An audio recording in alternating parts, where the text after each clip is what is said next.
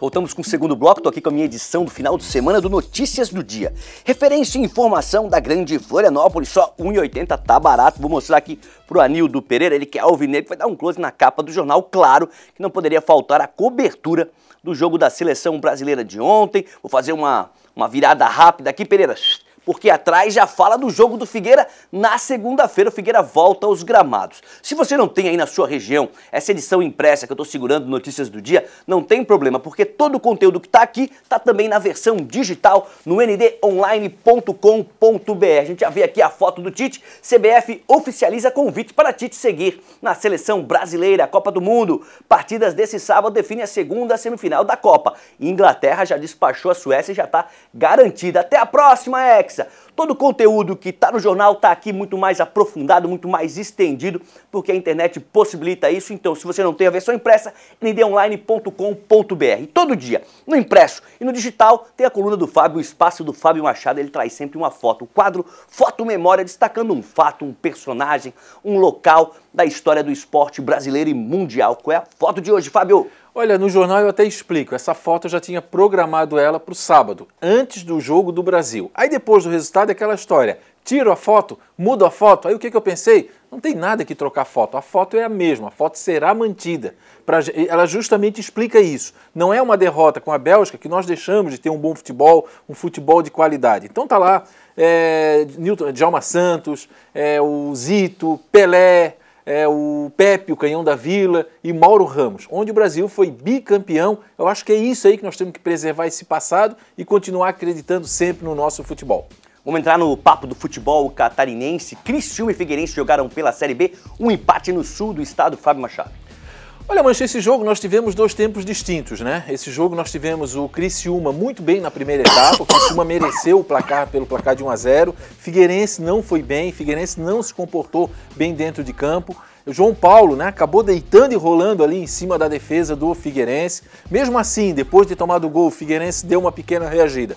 No segundo tempo, não. No segundo tempo, o Figueirense incorporou, o Figueirense cresceu, o Figueirense praticamente deixou o Criciúma no seu campo de defesa. Conseguiu fazer o gol de empate e aí o Milton Cruz, o que ele fez? Ele colocou o Felipe Amorim e depois colocou o Juninho para meter correria. Olha, o Figueirense poderia ter saído com a vitória lá em Criciúma. Gostei do time do Criciúma na primeira etapa. Eu acho que o Criciúma aí está num processo muito legal com o Mazzola para conseguir a sua recuperação. Agora, o resultado foi justo, um tempo de cada lado. Agora, se você me perguntar, foi bom o resultado? Não, não foi bom nem para o Figueirense, não foi bom nem para o Criciúma, porque os dois tinham um objetivo, o Figueirense sair do G4, entrar no G4, perdão, e o Criciúma sair do Z4. Com o empate, nenhuma das duas equipes conseguiu, ficaram estacionadas na tabela e agora precisam da recuperação. Mas tem um porém aqui. Concordei com o que falou o Milton Cruz na entrevista coletiva após o jogo. Ele não lamentou esse empate, apesar de ter sido ruim, olhando a tabela de classificação. Ele voltou atrás, ele lamentou a derrota contra a Ponte Preta no estádio Orlando Scarpelli. E no dia seguinte eu escrevi na minha coluna que uma pessoa muito próxima do Milton Cruz ligou para mim. Aquela pessoa próxima, aquele quero-quero, né, do estádio Orlando Scarpelli, que circula ali, que fica ali no gramado, disse assim, olha, Fábio, o Milton Cruz ficou muito transtornado com a derrota. Ele ficou muito incomodado. Tanto que nesse empate, né, ele poderia ficar apenas nesse empate e mirar o futuro, ele ainda voltou atrás, lembrando aquele jogo da Ponte Preta. Então, assim, o resultado ruim, mas chance de reação. E a reação já é na próxima segunda-feira contra o Oeste. Não conta com o Nogueira, né? Não conta com o Nogueira, não conta com o Pereira, que acabou se machucando, e também não conta com o Renan Mota suspenso, isso sem contar o Jorge Henrique, sem contar o Betinho. Então vai ter trabalho aí para montar a sua equipe, o Milton Cruz. Vamos ouvir o que o técnico do Figueirense falou sobre esse empate. Diz aí, Milton. Eu acho que é o grupo, né? No segundo tempo nós melhoramos, procuramos fazer algumas mudanças, né? Para que o time fosse para frente e buscasse a vitória. Tivemos chance, mas hoje não foi um dia para a gente sair daqui satisfeito. Lógico que um ponto está fora de casa, mas temos que jogar bem os dois tempos. Tá aí, palavras de Milton Cruz. Carolina Corazzo, o pessoal tá participando aí, comentando sobre a Série B, sobre o Figueira? Tá participando, o pessoal falou assim, ó, o Jefferson Francisco mandou: boa tarde, amigos, vamos ter que esperar mais 4 anos, agora vamos torcer pro Figueira rumo à Série A. O pessoal tá mandando bastante mensagem, o Thiaguinho Bill falou: pra cima, galera, de melhor qualidade. Tô esperando sua mensagem, tô esperando sua pergunta, até a sua cornetada a gente tá esperando aqui no Clube da Bola. Ó, vamos novamente para o sul do estado conversar com o Renan Mine, saber como ele analisou essa partida, esse empate entre Criciúma e Figueirense 1-1. Fala daí, Renan. Criciúma e Figueirense foi um jogo bastante interessante de se ver, porque foram 2 tempos muito distintos. Obviamente, o Criciúma teve uma atuação um pouco melhor na primeira etapa, mas é importante que se diga, o volume de jogo que o Figueirense apresentou na etapa final foi muito superior ao que o Criciúma teve no primeiro tempo, quando teve algum domínio de jogo, digamos assim. O Figueirense, num trecho de 20 minutos de partida, ele foi amplamente superior ao Tigre, que escapou de ter uma derrota em casa. Então eu até acho que esse empate ele fica de bom tamanho. Claro, 2 pontos que se perde na situação do Criciúma dentro de casa é motivo sim para se lamentar, mas a se considerar o retrospecto do Figueirense fora de casa e o momento, o nível das duas equipes, esse um pontinho até que ficou de bom tamanho para o Criciúma, que tem muitos problemas. Inclusive o Mazzola Júnior deixou isso bem claro na coletiva. Ele espera peças para reforçar esse time e elas não estão chegando. Olha só o que ele falou, já prevendo o confronto contra o Goiás. Eu acho que nós estamos no caminho certo. E vamos continuar pagando mais um pouco ainda. Temos um jogo dificílimo na próxima rodada. Uma equipe que se reforçou durante a competição com investimento gigantesco. Está tendo um retorno agora aí, né? E também as ausências que teremos. Hoje temos mais João Paulo e Marlon suspenso, né? E aí as nossas opções ofensivas se reduzirão ainda mais. Acho que está tudo dito, né? Para você ver, a situação é crítica, o Criciúma tem desfalques consideráveis, aí na lateral o Marlon, também o ataque o João Paulo, já não vai ter o Zé Carlos também, que possivelmente vai ter que passar por uma cirurgia, e não chega ninguém. O Criciúma se reforçou com um goleiro para substituir o Luiz, o Beliato, fez uma excelente campanha no Tubarão, mas não vai ser titular no Criciúma com o Luiz ali levando pouquíssimos cartões amarelo, também não é um jogador com histórico de lesões. O Criciúma precisa realmente reforçar meio de campo e ataque. Tá difícil. Valeu, Renan. Já que o Goiás é o próximo aniversário do Tigre, o Goiás que esteve essa semana e venceu o Avaí na ressacada, Fábio Machado. Olha, Mancha, eu respeito muito a opção do treinador em fazer o treino fechado. É uma prerrogativa dele, da comissão técnica, né? É um direito dele. Eu quero fazer um treino fechado. Agora, se você faz um treino fechado, se você faz um treino misterioso antes de um jogo, pelo menos no jogo, com a bola rolando, você tem que trazer alguma novidade. Você tem que trazer alguma coisa nova, taticamente. E o Avaí não apresentou nada, fez um treino misterioso um dia antes, coisa que o Geninho disse que não ia fazer no Avaí, porque não tinha mais idade para isso. Veja bem, eu respeito, mas quando a bola rolando, você tem que apresentar alguma coisa. Fazer treino fechado, fazer treino secreto, para apresentar o Getúlio e depois o Maurinho, é muito pouco. Aí o torcedor do Avaí não aceita isso. O torcedor do Avaí quer ver alguma coisa diferente. Sobre o jogo, novamente o Avaí pecando no erro, principalmente no ataque. O Avaí precisa contratar atacantes. Não é possível a quantidade de gol que esse cara perde. O Avaí até cria volume, até consegue criar alguma forma, chega na cara do gol adversário, mas não consegue definir. E aí tem que entender também a questão da coerência. Contra o Guarani aqui, quem entrou foi o Beltrán e acabou fazendo um gol. Por que o Beltrán não entrou? Por que ele ficou atrás aí nessa lista do Getúlio, que já provou que é muito imaturo, falta crescer muito no futebol, e o Maurinho, que entrou totalmente fora de forma? Veja bem, eu dou as notas lá no ND Online. Eu dei 1 pro Maurinho. Eu dei nota 1 por ele ter colocado a chuteira e ter assinado a súmula. E é muito, porque o que ele fez foi algo horroroso. E o gol não é detalhe. Foi uma vitória muito ruim pro Avaí.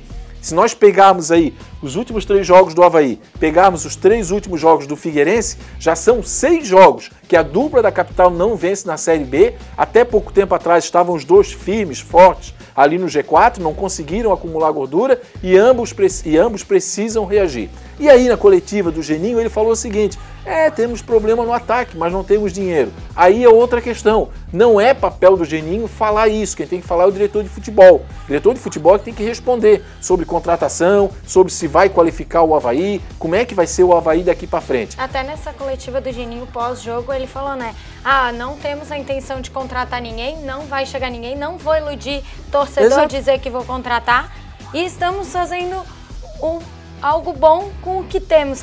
É muito, como a gente viu ali na entrevista do Mazola, é muito desmerecimento pelo que tem, né? É muita negatividade, a pessoa já entra com um pensamento mas aí assim, quando tá vencendo, não fala mal do elenco. Quando tá perdendo, né? Aí quer falar do elenco. Só espero, né? E o torcedor do Avaí sabe que eu tô falando, que não entre de novo naquela vibe, né? É vibe que se fala? Isso. Vai. Não entre de novo naquela vibe de que tá tirando leite de pedra, né? Exato. O treinador não tem que tirar leite de pedra. Com esse pensamento, realmente aí não vai tirar. O treinador nada. não tem que tirar leite de pedra, o treinador tem que treinar. Então eu vou repetir, fez treino, apresenta alguma novidade. Por que não botou o Carlos Alberto no meio de campo, por exemplo? Poderia ter colocado, poderia ter apostado mais nesse garoto. Poderia ter sido coerente, ter mantido o Beltrán. Não estou dizendo que o Beltrán é um grande jogador, não. Mas ele não fica atrás do Maurinho, que estava até semana passada machucado. Então o Avaí, novamente, volta para a pressão, joga na quinta-feira. Aliás, joga na quinta-feira e precisa da vitória. Porque senão, meus amigos, isso vale para o Figueirense também. Tem um grupo de trás aí, Mancha, crescendo muito na tabela. E como não tem aquela grande equipe na Série B, é uma tabela condensada, eu costumo falar. É uma tabela muito equilibrada. E aí, meu amigo, vão ver a banda passar, e daqui a pouco abre 2, abre 3, acho normal. Avaí e Figueira estão com a mesma pontuação, né? É a mesma pontuação 22, na quinta, mas estão na quinta e na sexta, há 6 jogos sem vencer os dois. Olha só, no jogo contra o Goiás, que a gente acabou de ver, o zagueiro Marquinhos Silva, aquele mesmo ex-Figueira, estreou com a camisa do Leão. Ele fala sobre essa volta aos gramados e também o cuidado com o Londrina, próximo adversário do Leão na Série B. Vamos dar uma olhada. Eu queria, claro, ter estreado com uma vitória, seria muito importante para a gente ficar na vice-liderança, mantendo no G4, né? Mas para mim, assim, foi de uma importância enorme, são 8 meses, né? 35 anos, 8 meses sem atuar, e a gente poder jogar 90 minutos, eu me encaixo em qualquer posição, o importante é estar dentro de campo e também estar ajudando, mas depois de 7 rodadas está fora do G4, a gente tem que ir para Londrina sabendo que é um jogo difícil, sabendo que é uma equipe de qualidade, e que o aprendizado, até eu não estive no jogo do Oeste, mas acompanhei pela televisão, né? Estive nessa última partida, que a Série B é assim, né? Muitas vezes eles jogam por uma bola, e a gente tem que ter a atenção nisso daí. Tá aí, palavras do Marquinhos Silva. Fábio Machado fez uma boa estreia, o zagueiro? Fez. Eu acho que é o lado positivo aí dessa derrota do Avaí, né? Você tem que ter um lado positivo. Veja bem, 8 meses sem jogar. E eu achei ele ali, bom posicionamento, sabe?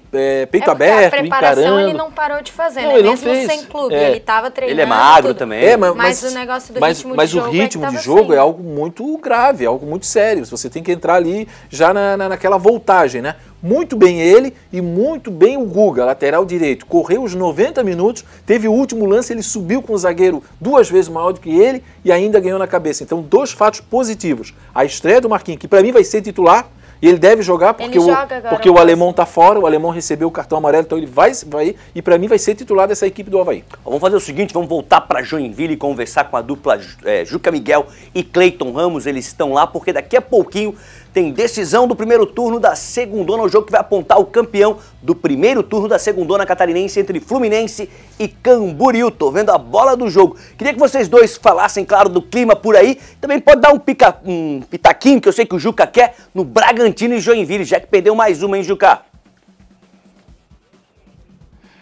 É verdade, daqui a pouco o Juca Miguel. Ô, Juca, vem cá, rapaz, por gentileza, o Juca está aqui conversando com os amigos, ele manda aqui na arena.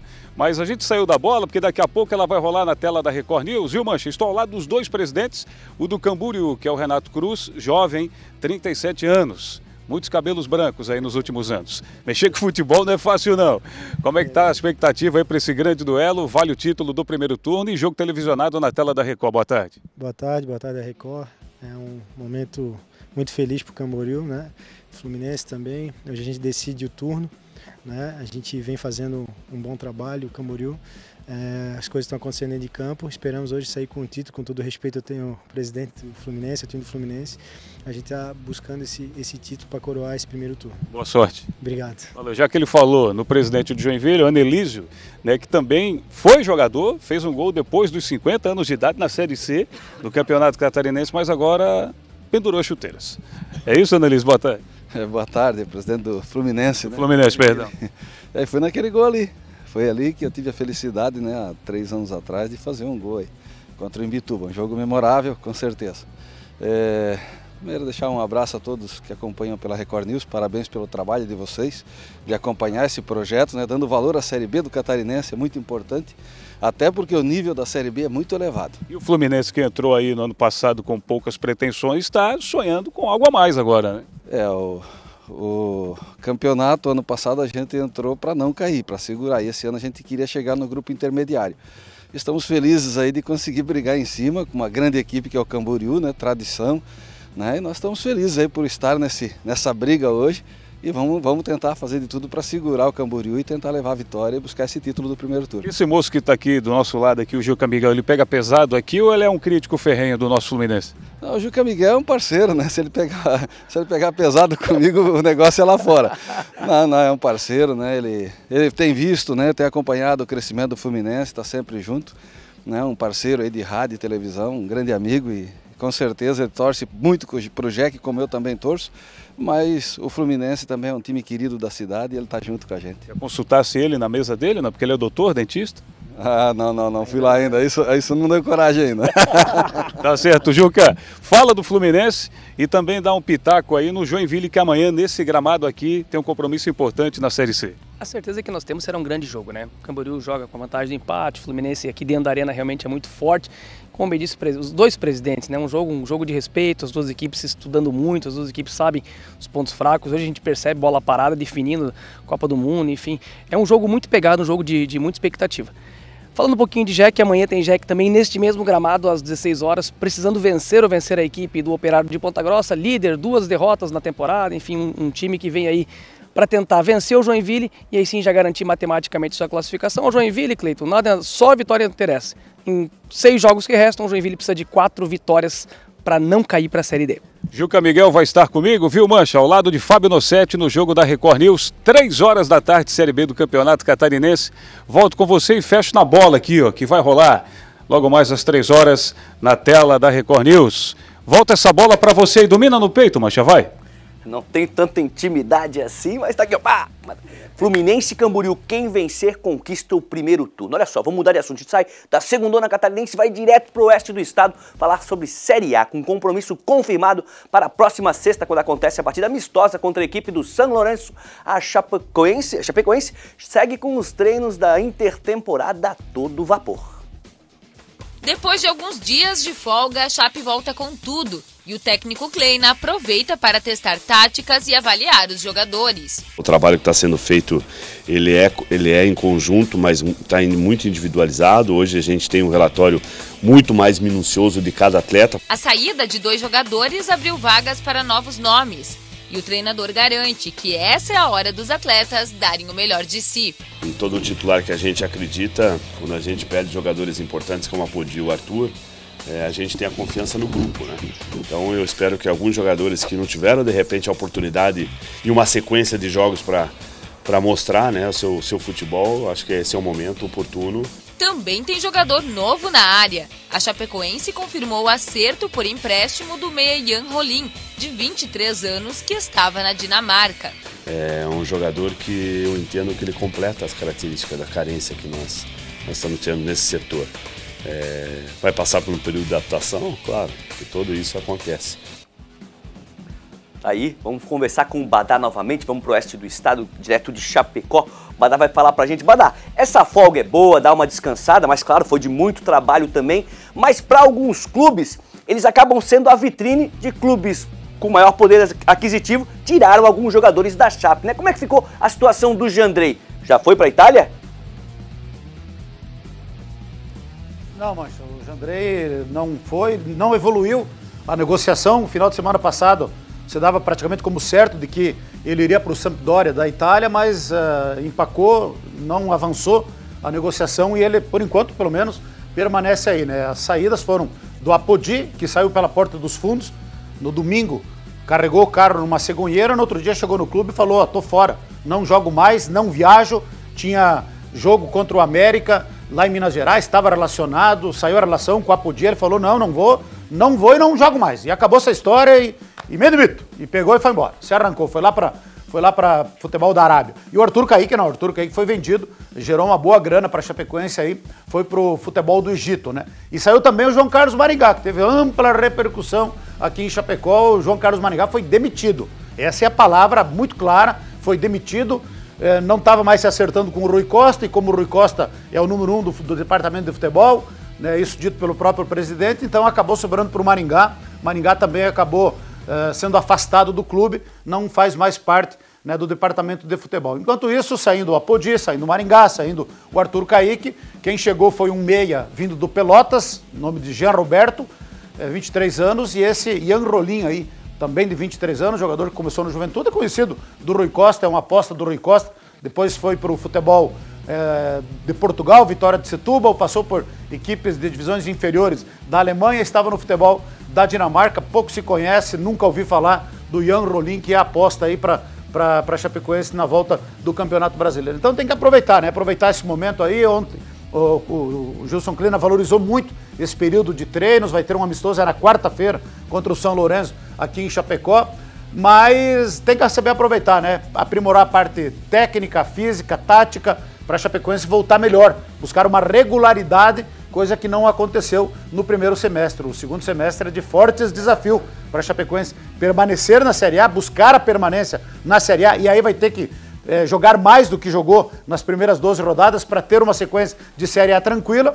e também, quem sabe, sonhar aí em avançar na Copa do Brasil, vai enfrentar nas quartas de final a equipe do Corinthians. Então, que aproveitem bem esse período aí de treinamento, descansar, se preparar, porque o bicho vai pegar quando retornar ao Campeonato Brasileiro. A Chapecoense volta no dia 19 de julho contra o Bahia aqui em Chapecó. Enquanto o Chapecoense ficou descansando, 12, 13 dias de folga, e agora voltou aos treinamentos, o Bahia jogou pela Copa do Nordeste, né? Jogou as 2 partidas da semifinal contra o Ceará, se classificou e agora está decidindo com o Sampaio Correia. Na quarta-feira perdeu por 1-0 e hoje tem o segundo jogo, que vai ser lá em Salvador, né? Enquanto o Chapecoense apenas treina, descansa, se prepara, o Bahia não parou, está em atividade e vai voltar com tudo no dia 19 aqui em Chapecó. Então o Chapecoense tem que se preparar bem para esse desafio no reinício do Campeonato Brasileiro. Legal, Badá, daqui a pouco o Badá volta. A gente segue girando, falando de todos os campeonatos, de todos os times. O Clube da Bola fala de todo o estado de Santa Catarina. O tão aguardado encontro entre Metropolitano e Beck vai acontecer na Segundona Catarinense. Assunto para Emerson Luiz. Chega mais, Emerson. Fala, Mancha. Boa tarde a você, boa tarde a todos ligados no Clube da Bola. A minha geração, a geração de torcedores do Blumenau Esporte Clube, fundado, sequência do Palmeiras de 1919, em 1988. E a geração de torcedores do Clube Atlético Metropolitano, que nasceu em 2001. Ninguém viu aqui em Blumenau um time levantar a taça de campeão da primeira divisão. O Metropolitano, ele usa como argumento, através dos seus torcedores, 2 álibis. 2003, Série B, Aderbal Ramos da Silva, quando o estádio ainda existia, hoje foi demolido. 2-1 para o Metropolitano. E teve a partida onde o Metrô foi mandante no SESI, 6-1. Em contrapartida, o torcedor do Beck usa como argumento, como álibi, 2 títulos da segunda divisão em 1987 e da terceira divisão no ano passado. No passado tínhamos a rivalidade Palmeiras e Olímpico, 2 títulos do Olímpico, 49 e 64, e nenhuma confusão, nenhum histórico. Surgiram as redes sociais, as provocações, mas futebol se faz no campo, na arquibancada, e por isso essa é a nossa expectativa, que esse primeiro encontro na Segundona seja, acima de tudo, de tranquilidade, de paz, e é claro, que vença o melhor. Grande abraço para você, Mancha, um abraço a todos ligados no Clube da Bola. Grande abraço, Emerson. Fazer o seguinte, vamos colocar o Marcelo Nunes nesse papo da Segundona Catarinense também. O colecionador de camisas de futebol. Chega mais, Xará. Fala, Mancha, fala pessoal ligado no Clube da Bola. Pois é, a Série B do Campeonato Catarinense vai entrando na reta decisiva do primeiro turno. Hoje, às 3 da tarde, um jogo importante lá na cidade de Joinville, o surpreendente Fluminense de Joinville. Qualquer comentarista no estado, tenho certeza que não colocaria o Fluminense de Joinville como favorito, como uma equipe que está brigando pelo acesso. Pois não é que chegou, Fluminense recebe a equipe do Camboriú a partir das 3 da tarde. Inclusive, esse jogo tem transmissão ao vivo da Record News Santa Catarina para todo o estado. O Camboriú, que é o líder, já era cotado como um dos favoritos, até pelo investimento que fez em jogadores cascudos que conhecem essa competição. E ele, que é um Mister Série B, um Mister Acesso, o técnico Mauro Ovelha. Promessa de um bom jogo, vai rivalizar aí com Rússia e Croácia na Copa da Rússia, mas todo mundo pode dar uma zapeada, acompanhar o jogo na tela da Record News e também essa decisão lá na Copa da Rússia. Até porque a gente está falando do nosso futebol e das equipes que vão estar na primeira divisão, na elite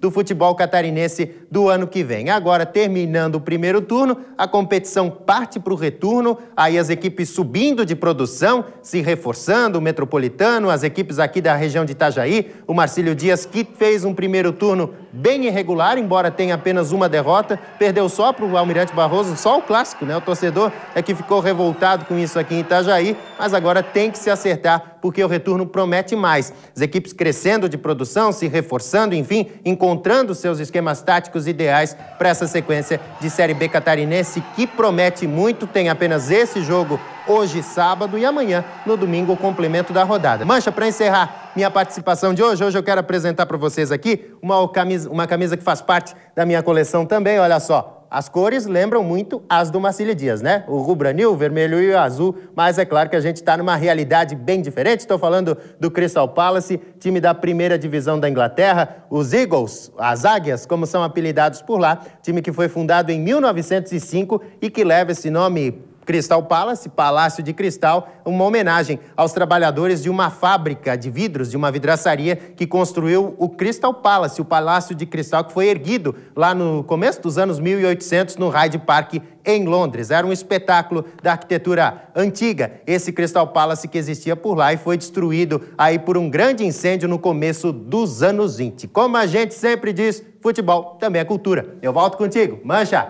Com certeza, Marcelo, time muito simpático, Crystal Palace do futebol inglês. Pegando, como diz o Fábio, pegando essa vibe internacional. Você queria comentar alguma coisa, Fábio? Não. Minha pergunta primeiro, então. Não, faz a pergunta. Fazer a pergunta. Você conhece, claro, pegando essa vibe internacional, você conhece, claro, o Usain Bolt, o jamaicano do raio. Conhece? O Son, que é o coreano que deu aquela disparada, o Neuer saiu do gol. Son Heung-min. Son Heung-min. Deu aquele lançamento, Coreia do Sul foi lá e fez o gol, que 2-1 Alemanha, né? 2-1 Coreia, em cima da Alemanha. Você conhece, né? Agora você conhece o Tatá, massagista do Operário de Mafra? Conhece? Eu conheço e sabe o que parece o Tatá? Eu, quando acordo tarde, e eu vejo o ônibus virando na esquina. Você olhou o que é? Bota essa cena aí. Tatá, massagista do Operário de Mafra. Jogo da segunda divisão rolando. Tá aí. Vou narrar um pouquinho. O jogo rolando, tal. O goleiro se machucou. Chama o massagista do Operário de Mafra. Olha só o Tatá. Olha só a disparada. 69 anos. Não é brincadeira, não. Olha, não tá no fast, não, pessoal. Não tá naquela câmera rápida, não. É ele correndo. Passo curto, mas veloz, muito veloz. Tatá, 69 anos, esbanjou na arrancada. Exatamente igual eu, quando acordo tarde e perde o ônibus. Eu vejo o ônibus virando na esquina lá. A corrida, mais uma vez, a corrida é igual. Com essa imagem a gente vai pro intervalo, então. Tatá disparando, daqui a pouquinho a gente volta com o último e definitivo bloco do Clube da Bola deste sábado. Vai que é tua, Tatá.